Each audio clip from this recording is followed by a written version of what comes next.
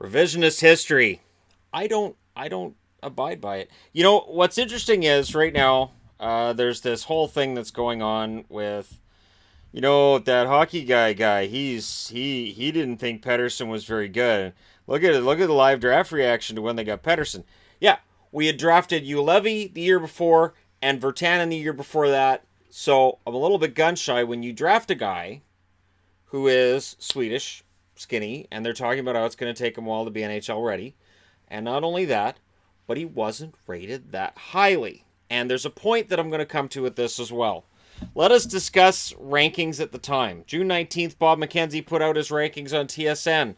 He had Gabe Vilardi at number 5. He had Elias Pettersson at number 7.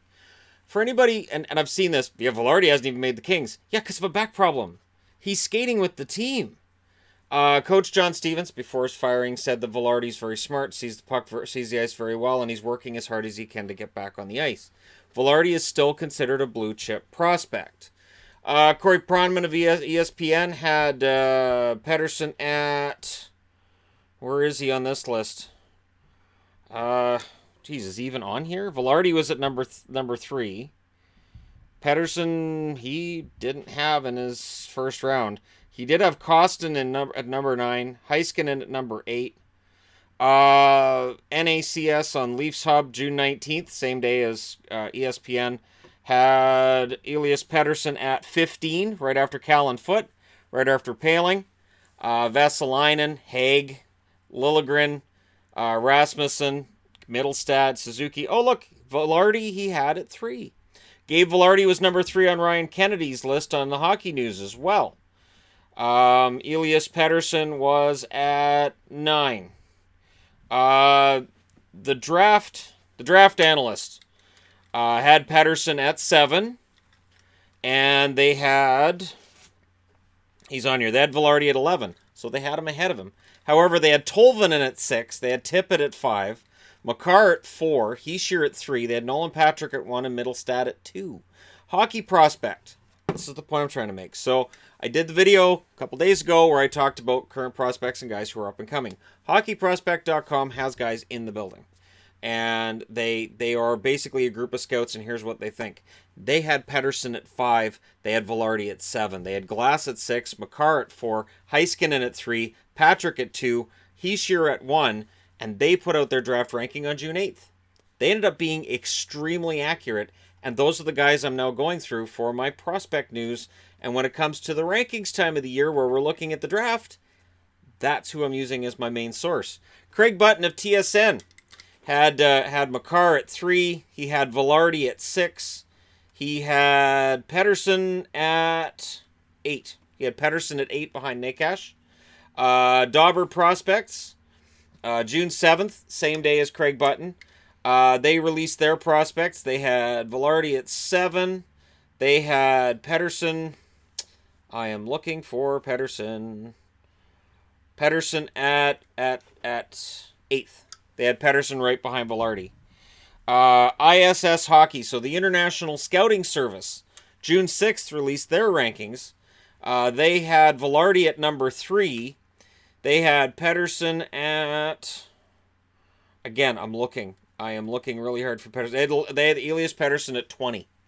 So that's the International Scouting Service. May 31st, McKean's Hockey had Vilardi at 4. I'm mentioning Vilardi since that seems to be the bone of contention. And number 11, Elias Pettersson. On future considerations on May 31st, had Vilardi at 4. And they had Pettersson at 8. Jeff Merrick of Sportsnet. We know him. He's an analyst. Vilardi, he had Vilardi at 6. He had Pettersson at... Looking for him. I don't see him. Oh yeah, no, he's there. He's at 15. And that's the thing. Like when it comes to draft picks, it is a crapshoot. But what's weird is that people are saying, Shannon was just down on Pettersson. Yeah. Because we were coming out of the Sedin era, and my concern was I wanted to see power forwards. I wanted to see guys being drafted who could, throw their weight around a bit. That's why the year before I wanted Matt Tkachuk. They drafted Ulevy, and I wasn't happy about that. But we won't talk about that because I may have had a point there, so we'll just shunt that one aside. And the draft is just one of those things where you look at 18-year-olds and you got to decide which 18-year-old is going to be good when they're 22, 23. And it is not a perfect system, not on any level. The NHL's prospects, it's always a crapshoot. That's why I had, Hockey Prospect reached out to me after the draft, after my live stream where, we were all surprised Veleno was dropping. And I get an email saying, we had Veleno potentially going in the second round. And we could have told you why before the draft happened. And so that's the source I've got now. So the odds of there being I can't believe this guy got drafted this year, I'd be very surprised if that happened. But the idea that I had some concern about Pettersson due to his size, that's why he was at 5. That's why a lot of people had him projected to go 8th, 9th, 10th, or even 15th. Because there was some concern about NHL level size. And yes, I've talked recently about how it's kind of old school thinking when it comes to the whole violence and retribution and eye for an eye attitude among some hockey fans and hockey players. But there's also that idea that, well, his frame isn't big enough to play in the NHL. He needs to pack on 20 pounds. That argument may very well be going by the wayside. We're seeing a lot of guys who are smaller who are making it. And we can point and go, well, Pettersson got hurt, and he's going to get hurt a lot because of that small frame. But I can point to guys who've been relatively big players and still been injury prone. Guys who are strong as an ox, but they just don't have any luck on the ice, and it happens. So the idea that a player being smaller means there's going to be a bunch of injuries, probably not the case. Could it happen? It depends on the injury. It depends on the nature of it.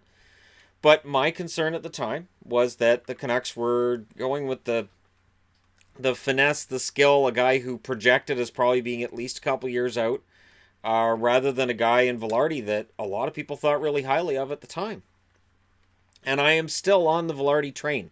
For the record, I have not stopped hoping that Vilardi makes the Kings and comes through because, I didn't know he had a back problem when he was drafted. And that back problem came out during last season, kept him out of the lineup, and he hasn't played a single minute on the ice this year. But I wanted to answer it because I've started to see increasing amounts of people trying to take me to task for Pettersson when nobody saw this coming.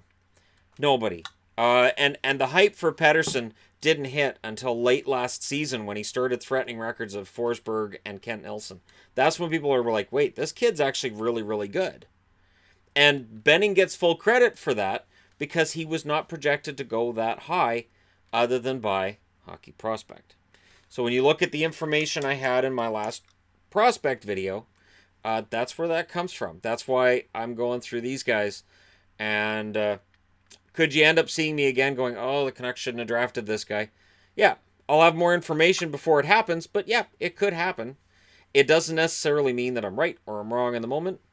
And with 18-year-olds, if somebody wants to say, well, the Canucks have a really good drafting record, I've got a whole bunch of magazines down here pointing out the Canucks prospect pool and how awful it truly was not that long ago, and how many draft picks they had that just didn't pan out. How long it had been since a late round draft pick, not named Edler, had done anything at the NHL level. So there are reasons why I would have concern, and I still, to this day, when the Canucks step up to the podium, I'm like, oh boy, what's coming now? Because that's just kind of how it's been conditioned over the last 40 years of watching hockey for me.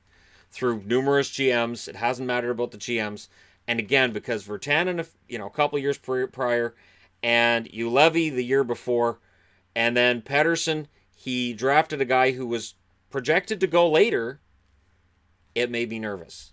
Because the perception at the time was that he'd passed on a better player, and I still think Vilardi's going to be a steal if his back turns out. And again, there's no way to tell if somebody's going to end up having a bad back. It's sort of like saying that a player who has a career-ending injury was a flop. And that's just not... And I've made the argument in favor of Gord Kluzak before. There's a video on Gord Kluzak on this channel where I've said, Kluzak wasn't a flop as a number 1 draft pick for the Boston Bruins. He got injured. He ended up having a shortened career because he got injured. So yes, you look back and go, oh, he didn't play very long. Oh, look at the points. He didn't do very much. He was a very good defenseman when he played, and he came back from surgeries that nobody in their right mind would even try coming back from.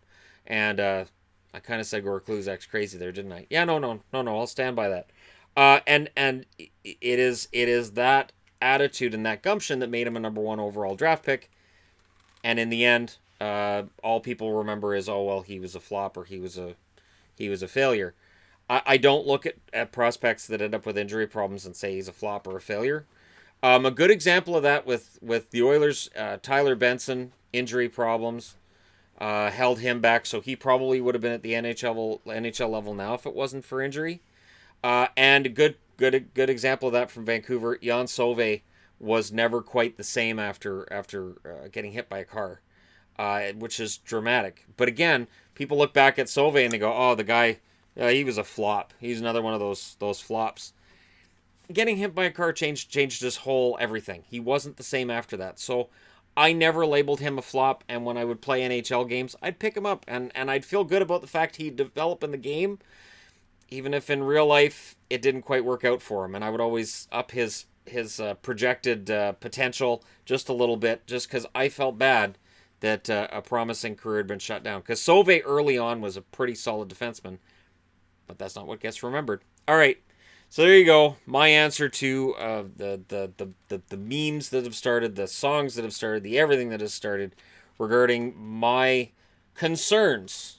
Valid concerns at the time, and I still stand by them.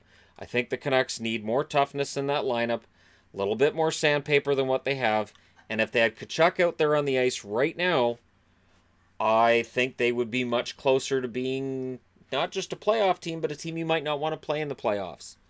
If you had Tkachuk, I think that would be a good help, and they could have had him. So I haven't given up on you, Levy, but early on, it doesn't look good. So that is a big part of the reason why when Pettersson got drafted, I was like, oh, he's going off the board again. He's grabbing somebody he could have drafted later on. Whew.